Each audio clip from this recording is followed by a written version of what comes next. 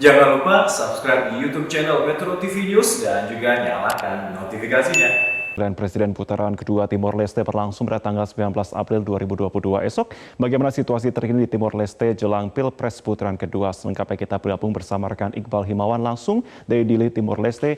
Iqbal, bagaimana situasi terkini jelang Pilpres putaran kedua di Timor Leste? Apakah sudah terlihat persiapan pendirian TPS dan kegiatan-kegiatan persiapan pemungutan suara? Marvin, kalau yang terkini, ini memang tadi kami sedikit berputar di sekitar kota Dili, di rencana yang besok digunakan akan menjadi lokasi TPS. Ini memang masih belum terlihat persiapan pembangunan TPS atau mungkin spanduk-spanduk yang mengundang warga untuk memberikan hak suara mereka. Namun sudah dipastikan bahwa nanti sebagian besar TPS ini akan berlokasi di sekolah dasar atau SD.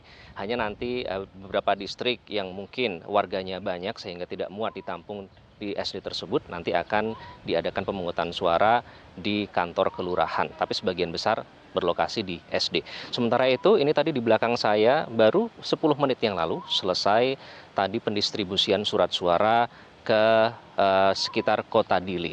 Nah, kalau surat suara sendiri yang untuk ke-14 distrik dan juga ke daerah pilihan luar negeri ini sudah didistribusikan pada tanggal 13 lalu. Pada saat itu setelah didistribusikan malamnya diadakan debat kandidat presiden Timor Leste untuk yang putaran kedua. Sementara itu kalau suasana di kota Dili sendiri ini jelang hari pemungutan suara atau jelang hari H ini bisa dibilang sepi, Marvin. Karena sebagian besar warga mereka sudah kembali ke distrik mereka masing-masing untuk memberikan hak suara mereka sesuai dengan domisili dalam KTP mereka. Dan tadi kami juga sempat mendatangi kantor KPU atau kalau di sini itu CNI, Komissão Nacional de Eleições. Ini KPU-nya di sini sudah mulai melakukan sejumlah persiapan. Tadi saya sempat bertemu dengan presiden CNA-nya, yaitu ada Jose Belo. Kebetulan juga pada saat itu bertemu langsung dengan observer dari Uni Eropa. Uni Eropa memang mengirimkan delegasi observer sejumlah 26 orang untuk turut memantau atau mengobservasi jalannya pemilihan presiden di Timor Leste. Ini total ada 26 orang dan tadi saya juga sempat mengikuti langsung. Pada saat mereka bertemu ini, ada beberapa hal yang menjadi perhatian dari tim observer dari Uni Eropa itu sendiri. Di antaranya yang pertama adalah masalah budgeting, kemudian masalah evaluasi pada putaran pertama, apakah nanti bisa lebih baik pada putaran kedua, dan juga yang ketiga adalah bagaimana CNA ini menghandle keluhan jika nanti ada yang dialamatkan selama pelaksanaan pemilu yang kedua ini. Dan juga nanti Uni Eropa akan segera memberikan press release terkait dengan preliminary statement apa saja yang bisa dievaluasi dari hasil pemilihan presiden di putaran pertama kemarin, Marvin. Baik, Iqbal, kemudian bagaimana kesiapan kedua calon presiden yang bertarung pada Pilpres putaran kedua ini? Apakah sudah diinformasikan di TPS mana Capres petahana Francisco Guterres dan Capres Jose Manuel Ramos Horta memberikan suara? Kalau Jose Ramos Horta dan juga Francisco Gutierrez atau yang lebih dikenal dengan Luolo, ini sudah ditentukan TPS-TPS-nya. Seperti tadi sudah saya katakan bahwa mereka nanti akan memberikan hak pilih mereka di lokasi yang sudah disediakan, yakni di SD di sekitar domisili sesuai dengan KTP mereka. Tadi saya memantau tempat rencananya besok calon petahana Luolo atau Francisco Gutierrez tadi belum ada persiapan sama sekali, bahkan spanduk pun belum ada, hanya terlihat beberapa polisi yang memang berpatroli di sekitar lokasi untuk memastikan bahwa tempat tersebut siap menjadi tempat pemungutan suara pada esok hari. Nah, kalau untuk esok hari sendiri, nanti TPS akan dibuka pada pukul 7 pagi dan nanti akan ditutup pada pukul 15 pada sore hari.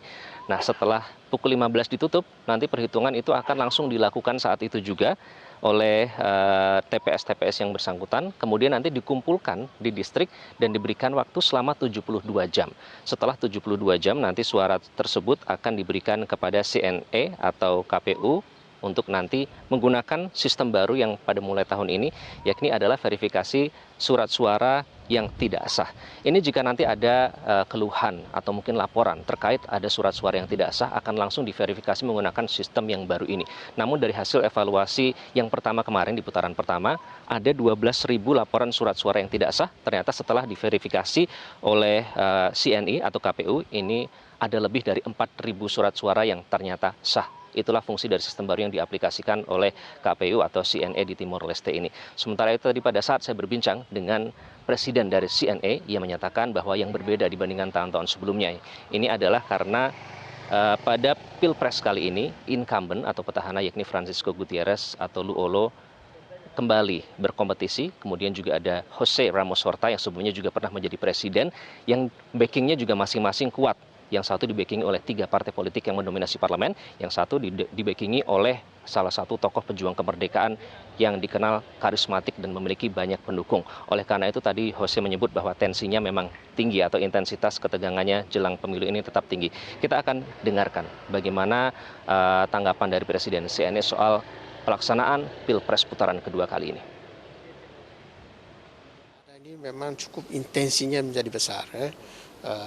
Makanya semua pihak yang terkait lebih-lebih adalah para penyelenggara pemilu. Kita harus tetap menjaga wibawa daripada organisasi ini, bekerja yang netral, yang profesional. Dan nanti setelah surat-surat tersebut dihitung, nanti akan diberi kesempatan selama 24 jam jika ada keluhan atau komplain soal proses pemungutan suara, baru nanti surat suara tersebut akan diserahkan kepada pengadilan tinggi untuk diproses lebih lanjut. Demikian Marvin dari Dili Timur Timur untuk sementara. Baik, kami akan nantikan informasi terkini dari Anda. Terima kasih Iqbal Himawan untuk informasi selengkapnya.